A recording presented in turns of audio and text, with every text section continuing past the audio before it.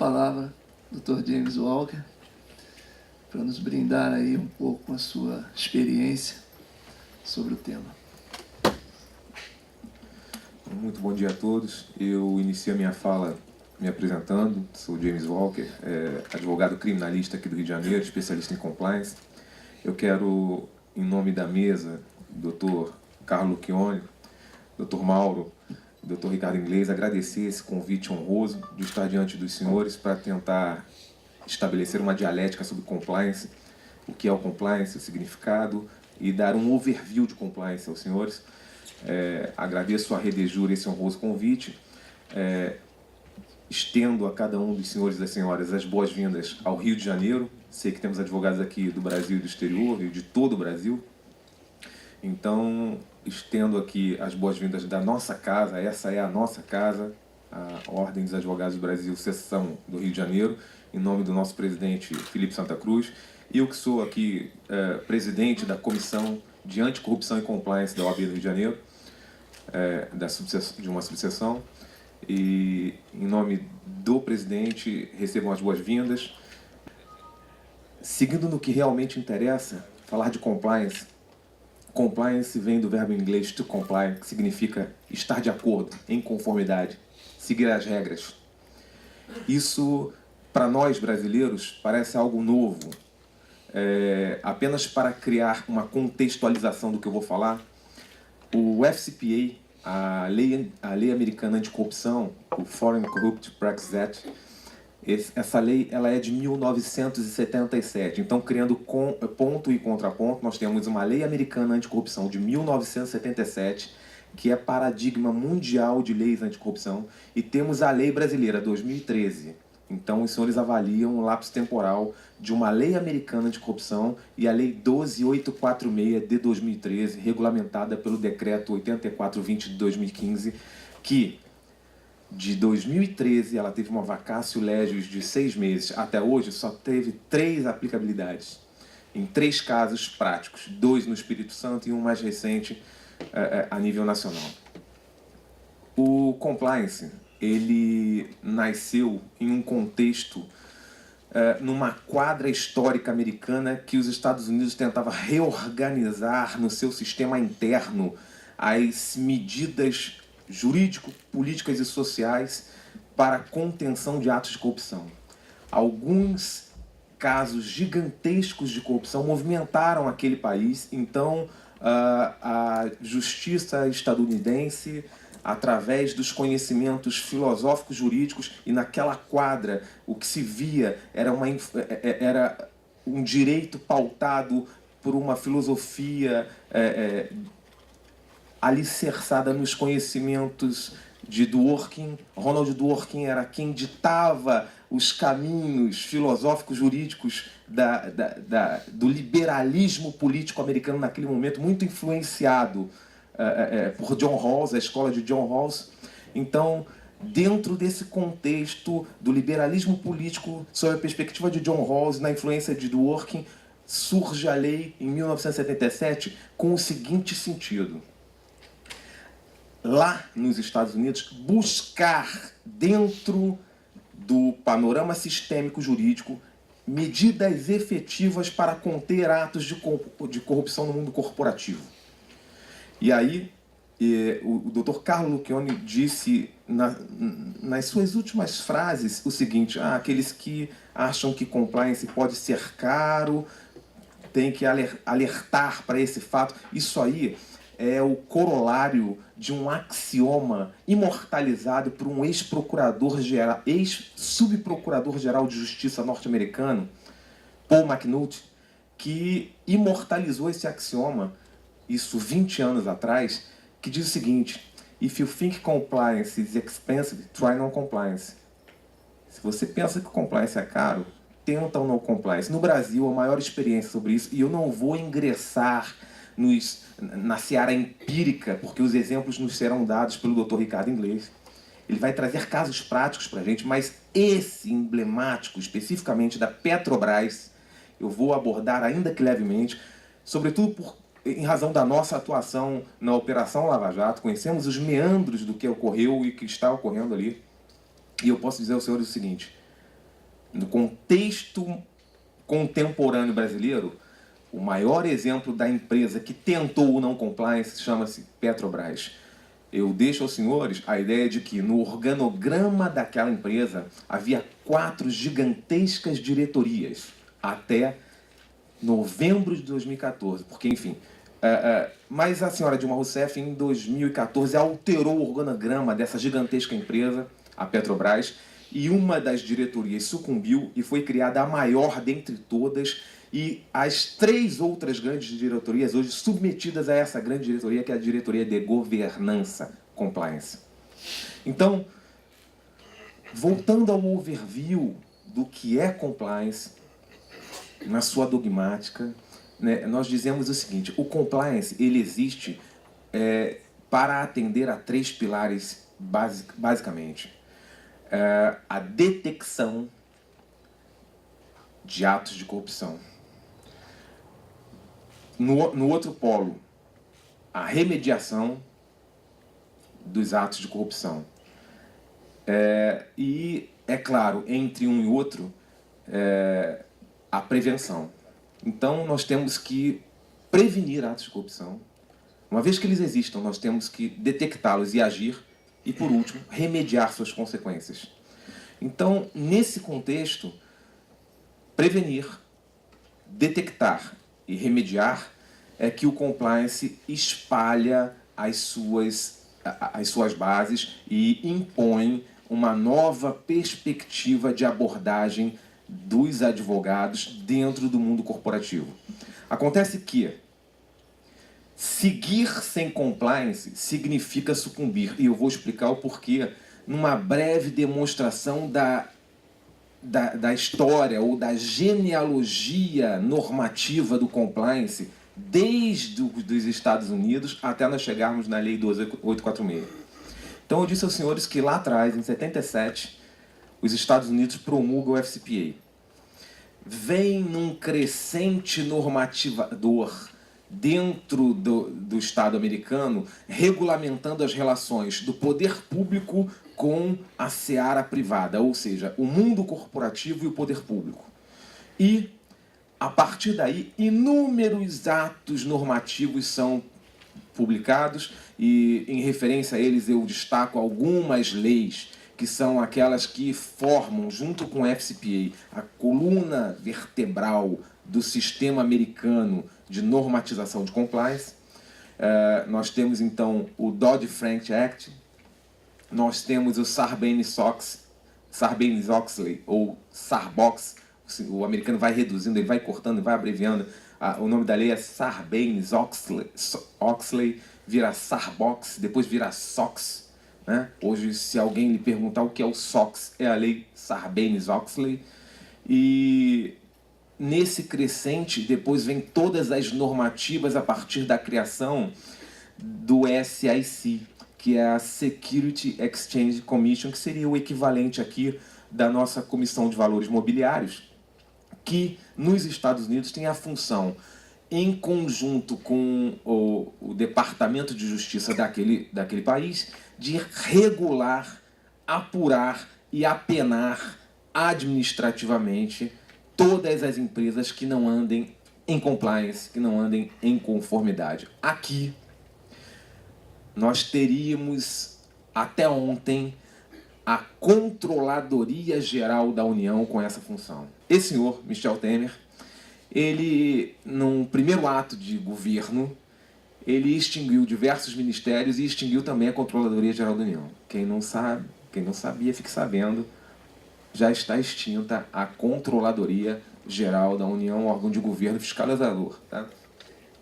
A CGU. Então, voltando lá para a herança genealógica do compliance nos Estados Unidos, que é o paradigma da nossa Lei 12846, nós entendemos que aquelas leis, o FCPA, adotadas em conjunto com as demais leis, elas foram criando um cenário nacional nos Estados Unidos e internacional de absorção do compliance como uma mentalidade, uma cultura. E é isso que o compliance significa.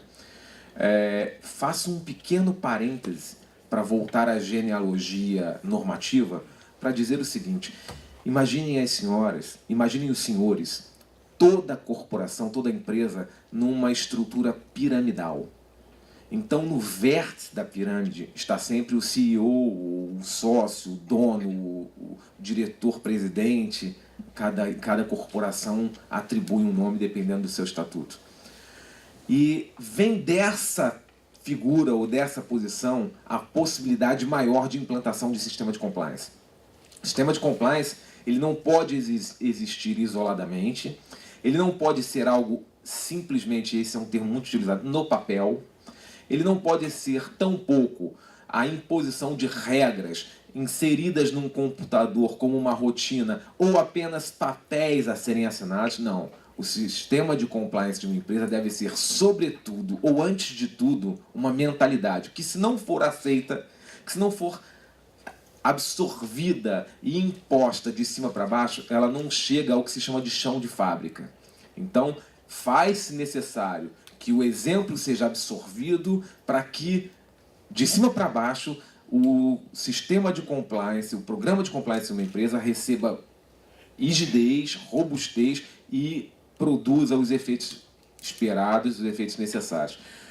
Quando nós chegarmos na parte da Lei 12.846, os senhores vão entender o porquê da importância precípua da implantação de sistemas de compliance em toda e qualquer empresa, independentemente do tamanho.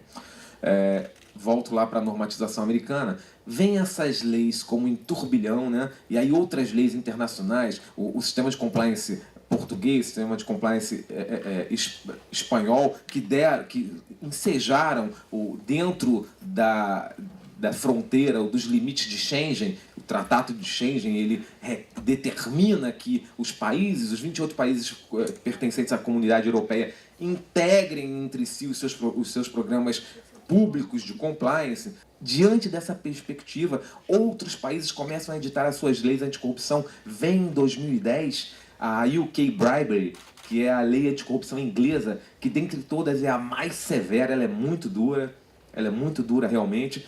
E nesse cenário, o Brasil começa a olhar através do seu mundo corporativo e o governo alheio. O governo, ao passo de uma Alice no País das Maravilhas, alheio a tudo isso que está acontecendo internacionalmente. E olha como isso vai explodir na cabeça do governo e de cada um de nós em seguida. O governo alheio a isso tudo, mas tem um setor específico da atividade econômica brasileira que começa a se adequar a essas ideias, qual seja, o setor financeiro bancário. Por quê? O interrelacionamento dos bancos a nível mundial faz com que as regras de compliance internacional e, sobretudo, daquele país que é o nosso principal parceiro comercial no planeta, Estados Unidos, imponha ao sistema financeiro brasileiro regras de compliance que até então o nosso sistema desconhecia. Até então, o Banco Central brasileiro, estou falando aí de meados da década de 80, desconhecia o que significava compliance e o seu sistema.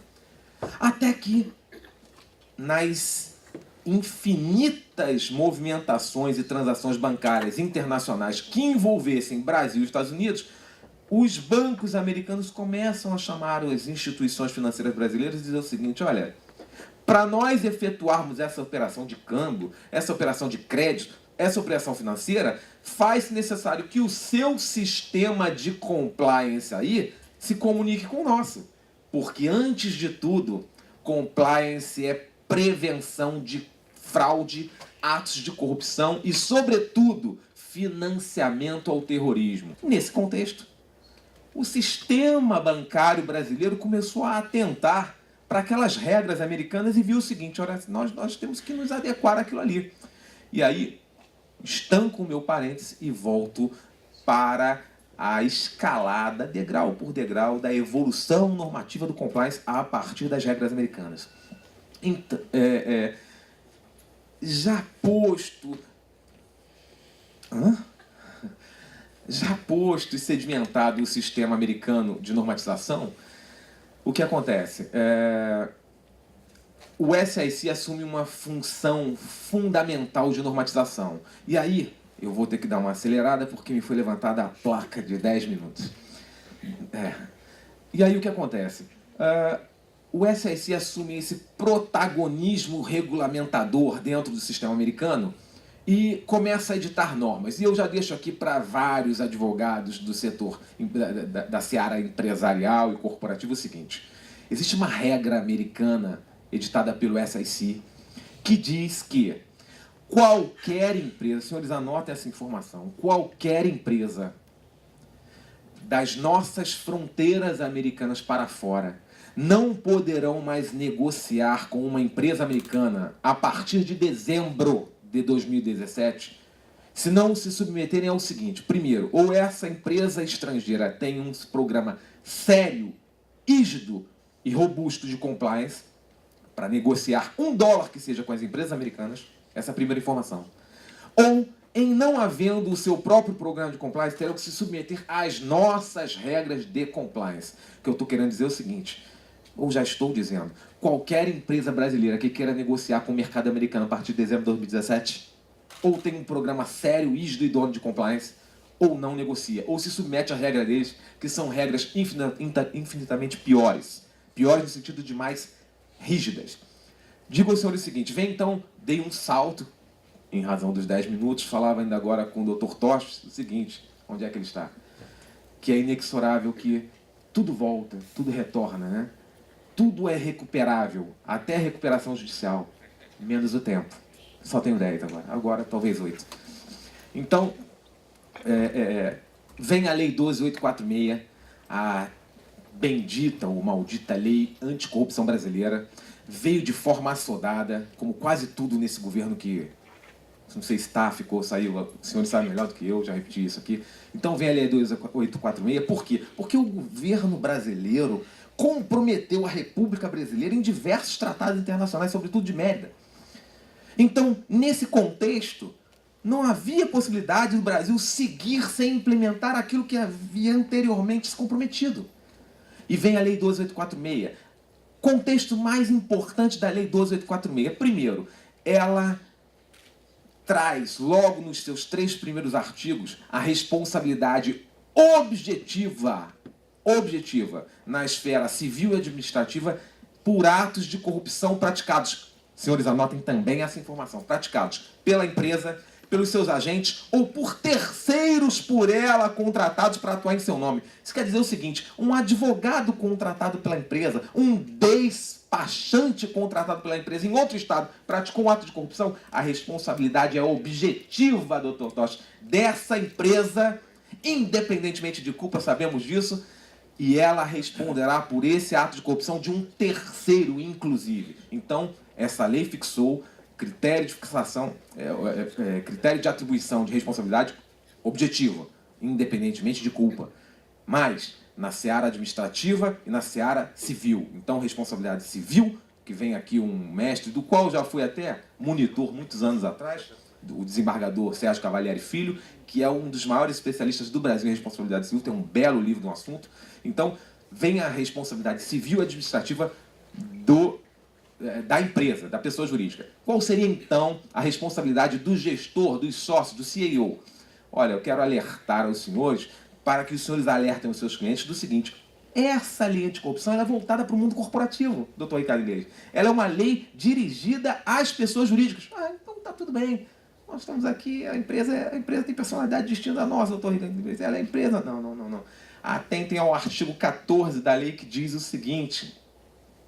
O artigo 14 diz que, naqueles mesmos casos já anteriormente previstos no sistema jurídico brasileiro, aplica-se a disregard of the legal entity, ou simplesmente disregard theory americana, que nasceu mais no direito inglês, o americano diz que é dele, mas realmente ganhou robustez na aplicabilidade dentro do sistema americano, que é a desconsideração da personalidade jurídica dos sócios gestores para atingir no seu patrimônio pessoal numerário suficiente para alcançar a responsabilização atribuída à pessoa jurídica. Então, falamos no artigo 14 da responsabilidade civil do sócio a partir da desconsideração da personalidade jurídica da pessoa jurídica. Então, artigo 14. E mais, o artigo 3º da lei diz o seguinte, e é aí que os nossos clientes, doutor Guione, eles tremem, que a responsabilidade civil e penal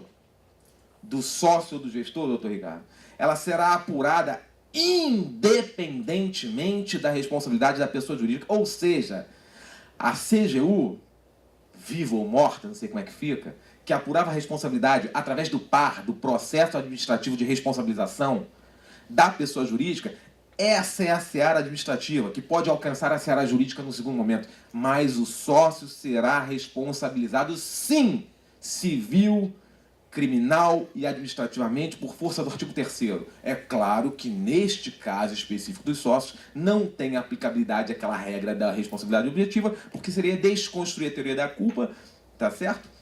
E teremos aqui então uma responsabilidade civil subjetiva, tá certo? Então a aplicabilidade relativamente aos sócios, ela é subjetiva. Vamos falar dos seus clientes, do mundo corporativo. Essa lei trouxe apenamento de 2 a 20% do exercício anterior bruto do rendimento da empresa do seu cliente. Ou seja, descuidar da aplicabilidade dessa lei pode remeter o seu cliente a um prejuízo de 2 a 20%. A forma de quantificação dessa multa é muito bacana para os que são penalistas como nós aqui, que se aplica ao apenamento o mesmo sistema trifásico que se aplica para quantificar a pena no crime. Né? Aquele sistema de, primeiro, as circunstâncias que elevam a pena, depois as que diminuem, estão nos artigos 17 e 18 do Decreto Regulamentador 8.420, seria matéria para uma outra palestra só disso aqui. Então, falando de dinheiro, de interesses profissionais e comerciais dos nossos clientes, profissionais do exercício da advocacia, porque não somos comerciantes, digo que quem descuidar do compliance pode determinar desde uma multa bilionária até um ato extremo que está previsto também na lei de encerramento da atividade da empresa, do seu cliente, do mundo corporativo que ele está inserido. É algo muito grave.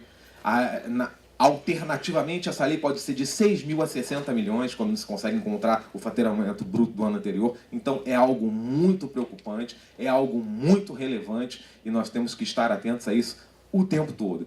Compliance é um instrumento que nós temos como modificador dessa cultura de corrupção e é a possibilidade de implantar nas empresas mecanismos e processos que assegurem à empresa afastar atos de corrupção. Não é fácil, mas pelo menos prevenir e detectar quando aconteça, para que no momento do PAR, processo administrativo de responsabilização, e no momento do apenamento, os valores e os percentuais de apenamento e multa sejam reduzidos a partir da lei. Por quê? E essa é a cereja do bolo. A própria Lei 12.846, o próprio Decreto Regulamentador 8420 previram de forma expressa e objetiva que o programa de integridade e o compliance são elementos de diminuição significativa do quantum de multa aplicável à pessoa jurídica. Saber disso, saber que impor ao mundo corporativo um programa de compliance pode reduzir a multa, faz com que empresas, como uma recentemente agora, pudesse se livrar de um acordo de leniência da ordem de R$1 bilhão.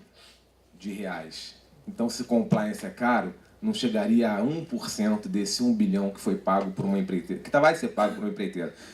Antes de encerrar, eu gostaria de reiterar o agradecimento desse honroso convite que me foi feito pelo Dr. Carlos Lucchione, pela direção da Redejur e por essa rede de advogados que é uma rede de excelência. Eu fiquei muito orgulhoso de estar aqui hoje diante de vossas excelências e eu deixo aqui, num gesto de carinho e de agradecimento, um exemplar que será sorteado a uma das senhoras, a um dos senhores. Só tenho esse, eu gostaria de dar um a cada um, mas ainda não tenho para isso. Mas um exemplar de um livro que eu participei sob a coordenação dos ministros, ambos do STJ, do Superior Tribunal de Justiça, Sebastião Reis e Rogério Schietti, escrevi em conjunto com eles. Esse livro tem uns capítulos específicos e meu capítulo coube exatamente ao Criminal Compliance e à responsabilidade penal. Esse é o meu capítulo, Criminal Compliance e responsabilidade penal. Seria uma porta, um início de caminho, uma luz num caminho, né, para quem quiser se aprofundar um pouco mais no compliance. Esse livro será sorteado em seguida chama-se Crimes Federais, e eu deixo aqui com o meu carinho e o meu agradecimento. Muito obrigado.